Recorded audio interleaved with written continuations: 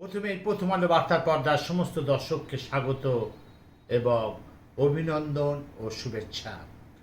আপনাদের প্রথমেই আজকের শুরুতে প্রতিবেদনের শুরুতেই দুখানা ছবি দেখাচ্ছি, দুটো মেয়ের ছবি।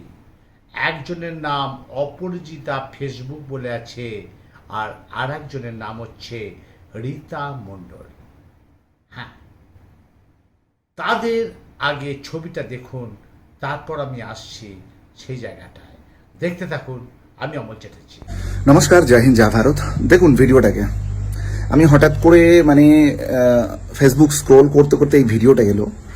বর্তমান দেশের পরিস্থিতি কতটা খারাপ পরিস্থিতির মধ্যে দেশ চলছে, আর এই সব 2 টাকার সোশ্যাল ইনফ্লুয়েন্সার তারা আমাদের সেনাবাহিনীর বিএসএফ এর ইউনিফর্ম পরে রাস্তায় ধেই ধেই করে নাচছে। এটা হচ্ছে অপমান, একটা ফোর্সের একটা অপমান করা হচ্ছে। এই ইউনিফর্মটার যোগ্যতা ওনার পরার অধিকার আছে কিনা, ওনার যোগ্যতা আছে কিনা, এটা আপনারা জিজ্ঞাসা করবেন। এই মেয়েটি কোথায় বাড়ি, কে আমি চিনি না এনাকে, নামটা দেখলাম কি অপরাজিতার কি দুনিয়া নাকি। ইনি হচ্ছেন সোশ্যাল মিডিয়াতে ধেই ধেই করে নাচা একটা সস্তার ইনফ্লুয়েন্সার। তাহলে আপনারা দেখলেন তো, দুটো মেয়ে আমাদের ভারতীয় সৈন্যদের ড্রেস পরে রিলস বানাচ্ছে, মোবাইলে রিলস বানাচ্ছে টাকা ইনকাম করার জন্য, যাতে লাইক আসে, কমেন্ট আসে, এই ধরনের। কিন্তু এই ড্রেস পরার ক্ষমতাটা একমাত্র সৈন্যদের আছে। এই দেশ পড়তে গেলে অনেক কষ্ট লাগে। এই দেশ পড়তে গেলে মা, বাবা, স্ত্রী এবং ছোট ছোট বাচ্চাদের বাড়িতে ফেলে দিয়ে ওই পাকিস্তানের জঙ্গি ঘাঁটি গুড়োবার জন্য সেই মনের সাহস দরকার, অনেক কষ্টের দরকার, তবেই সেই ড্রেসটা পড়তে হয়, সৈন্যদের ড্রেস। আমি রাজ্য সরকার, আমাদের প্রথম আলো বার্তার পর্দায় আমি আবেদন জানাচ্ছি আমাদের রাজ্য সরকার এবং কেন্দ্রীয় সরকারের কাছে, যে বাজারে যে ওপেন এই সৈন্যদের ড্রেসগুলো পাওয়া যায় সেইগুলো অবিলম্বে বন্ধ করুন, বা সেই সব দোকানে গিয়ে আমাদের সৈন্যদের ড্রেস টোটাল সিজ করে দিন, যাতে কোনো সাধারণ মানুষ সেই সৈন্যদের ড্রেস পরে রিলস বানাতে না পারে। আমি আসছি, এইবার আপনাদের দেখাচ্ছি। দেখুন, একজন জওয়ান, আমাদের ভারতের সৈন্য জওয়ান, সে কি বলল এই দুটো মেয়ে সম্পর্কে, সরাসরি শুনুন আমাদের প্রথম আলোর বার্তার পর্দায়। আজকে বুদ্ধ পূর্ণিমা। প্রথমেই আমাদের প্রথম আলো বার্তার পর্দায় সেই বুদ্ধদেবকে জানাই শতকোটি প্রণাম। আর আজ আমি দেখাচ্ছি, যুদ্ধ না শান্তি চাই, ভারত সরকারকে অনুরোধ করলেন বৌদ্ধ ভিক্ষুকরা।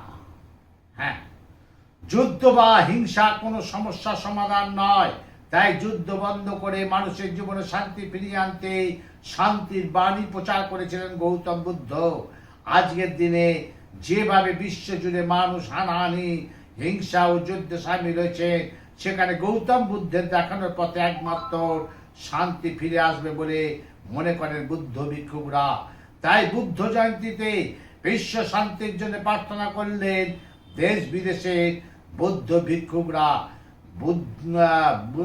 বন্ধু সেই জয়ন্তী, বুদ্ধ জয়ন্তী উপলক্ষে কলকাতা মেয়র রোডে সিদ্ধার্থ ইউনাইটেড সোশ্যাল ওয়েলফেয়ার মিশনের উদ্যোগে 2569তম ইন্টারন্যাশনাল বিশাখ ডে পালন করা হয়। এই উপলক্ষে বিশ্ব শান্তির উপর এক আলোচনা সভায় অংশ নেন বৌদ্ধ সন্ন্যাসীরা, আর আমাদের প্রতিনিধিরা সেখানে ছিল। সেই বৌদ্ধ সন্ন্যাসীরা, বৌদ্ধ ভিক্ষুকরা সেই যুদ্ধ নয় শান্তি চাই কি বলল, সরাসরি আমাদের পর্দায় শুনুন। এইবার আসছে অন্য খবর, একবারে অন্য খবর, একদম ব্রেকিং খবর। মেদিনীপুরে জাল স্যালাইন কাণ্ডে মৃত্যু হলো এসএসকেএম ভর্তি থাকা নাসরিনে। পশ্চিম মেদিনীপুর মেডিকেল কলেজ হাসপাতালে স্যালাইন কাণ্ডে অসুস্থ হয়ে হাসপাতালে ভর্তি হয়েছিলেন নাসরিন খাতুন। রবিবার রাতে এসএসকেএম হাসপাতালে মৃত্যু হয় তার। গত 12 জানুয়ারি থেকে কলকাতায় এসএসকেএম হাসপাতালে ভর্তি ছিলেন নাসরিনের জামাইবাবু ইনসান আলী বলেন, দিন 10 আগে জেনারেল বেডে দেওয়া হয়েছিল নাসরিনকে। 10ই মে বাড়ি ফেরার কথা ছিল। 9 মে রাত থেকে তার খিঁচুনি ধরে, বমি শুরু হয়।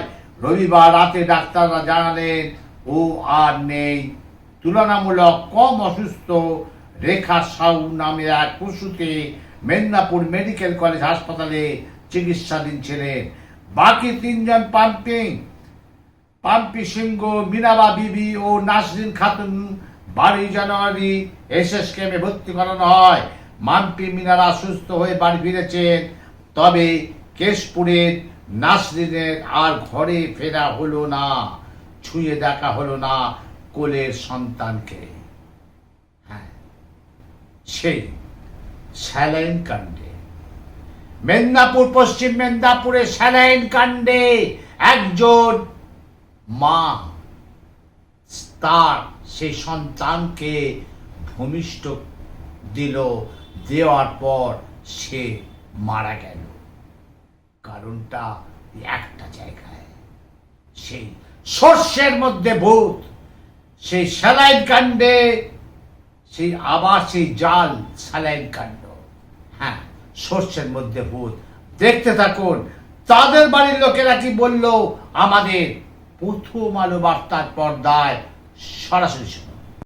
আমাদের দেশ সম্পর্কে দেশ বিরোধী প্রচার করলে আমরা রাজ্য সরকার এবং কেন্দ্রীয় সরকারের কাছে অনুরোধ করব সেই ব্যক্তিকে যেন সঙ্গে সঙ্গে অ্যারেস্ট করে।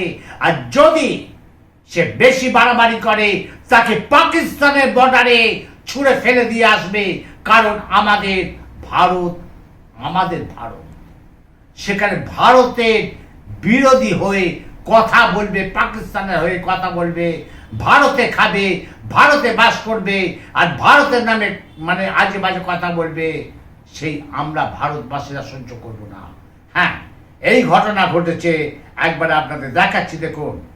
হাওড়া ডোমজুর থানা অন্তর্গত 57 নম্বর বাস স্ট্যান্ড এলাকা থেকে দেশ বিরোধী কার্যকলাপের কারণে 2 জনকে আটক করল ডোমজুর থানার পুলিশ। সোশ্যাল মিডিয়ায় বিভিন্ন পাকিস্তানের পতাকা সহ বিভিন্ন পোস্ট করার কারণে 2 যুবককে গ্রেপ্তার করে ডোমজুর থানা পুলিশ। এর তদন্ত চলছে। ঠিক করেছে, এটাই আসল কাজ। কারণ আমাদের ভারতবর্ষে থাকবে, ভারতবর্ষের মাটিতে থাকবে, ভাত খাবে, যেখানে ইনকাম করবে, আর ভারত বিরোধী পোস্ট করবে ফেসবুকে। এটা তো হতে পারে না। এইবার সবাইকে অন্তত অ্যালার্ট করা হোক, যে দেশ বিরোধী পোস্ট করবে তাকে যেন সেই এলাকার লোক যেন সেখানে সেই থানায় যেন খবর দেয় তাকে গ্রেপ্তার করার জন্য। দেখতে থাকুন সেই ডোমজুড়ে যে পোস্ট করেছিল তাদের বাড়ির লোকেরা কি বলছে, সেই এলাকার লোকেরা কি বলছে, আমাদের প্রথম আলো বার্তার পর্দায় সরাসরি শোনা। তাহলে দেখলেন আজকে বুদ্ধ পূর্ণিমায় সমস্ত দর্শকদের জানায় শুভেচ্ছা, অভিনন্দন থেকে শুরু করে সমস্ত রকম প্রতিবেদন দিলাম। তবে আজকে প্রতিবেদনের হেডলাইন থাকবে ভারতবর্ষের সৈন্যের পোশাক পরা অত সহজ নয়। হ্যাঁ, আর একে নিয়ে সেই রিলস যারা করছে তারাও কিন্তু অ্যারেস্ট হবে। আর খোলা বাজারে এই ভারতের আমাদের দেশের সৈন্যদের যেন সেই ড্রেস খোলা বাজারে যেন বন্ধ করুক রাজ্য সরকার এবং কেন্দ্রীয় সরকারের কাছে আমাদের প্রথম আলো বার্তা পর্দা থেকে আবেদন। দেখতে থাকুন, আমি অমল চ্যাটার্জি।